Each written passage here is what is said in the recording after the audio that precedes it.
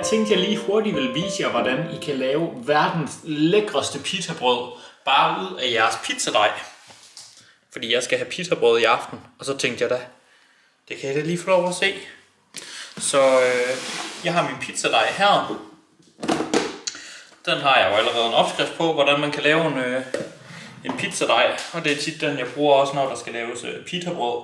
Så det jeg gør, det er egentlig bare, at jeg laver pita-kuglerne, er det jo så, det er jo ikke pizzaboller, men dem laver jeg fuldstændig som i samme fremgangsmåde, når man ligesom spænder dem op og så videre som på pizzadejsvideoen.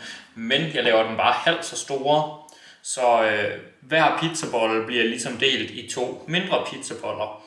Og det gør jeg faktisk nogle gange også, bare når der er en rest pizza tilbage, altså når jeg ligesom har en bolle tilbage, som jeg tænker, nå, det bliver ikke til en pizza alligevel i aften. Når man har lavet ekstra, så kan jeg også godt finde på at bare dele den i 2 med det samme, og så lave det til pitabrød. Men det bliver endnu bedre, hvis man ligesom har delt dem op i enkelte portioner til at starte med. Nå, så lad os lige se, hvordan man laver sådan en her. Så først så skal vi jo lige have den frigjort her, og det gør man selvfølgelig med lidt durummel. Så er det bare lige med at komme ind under den. Få den løsnet.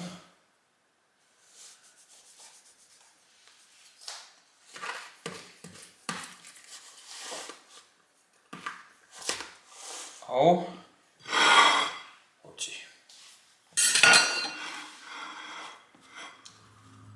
så har vi vores pita dej her. Og forskellen på, når man laver en pizza, så plejer man jo at trykke luften ud i siden af dejen, så når man får en tynd bund her og en tyk og luftig skorpe. Her vil man egentlig mere gøre den jævn flad, men hvis man vil skubbe luften en vej, så vil man faktisk gerne holde den inde i midten, så pita det ligesom hæver op. Det er den ene til forskel, så man flader den bare lige så stille og roligt ud her.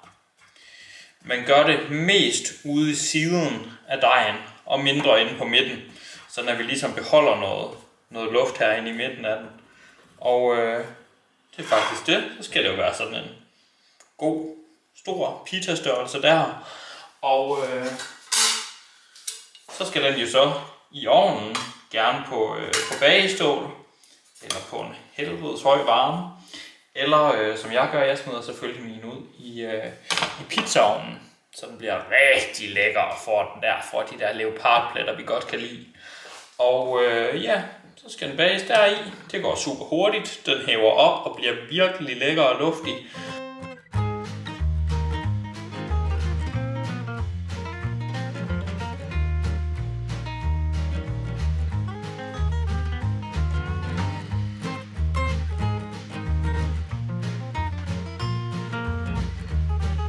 Og så flækker man den jo og fylder den med de ting, man godt kan lide. Det kunne være kødsovs for eksempel, eller jeg kan godt lide at smide noget kyllingekebab deri, og noget tomat og gulerod og noget dressing og masser af chilisauce og hummus og sådan. Og så har man bare nogle ekstremt lækre pitabrød, der er 100 gange bedre end noget af det, man kan købe i butikkerne, og koster hvad?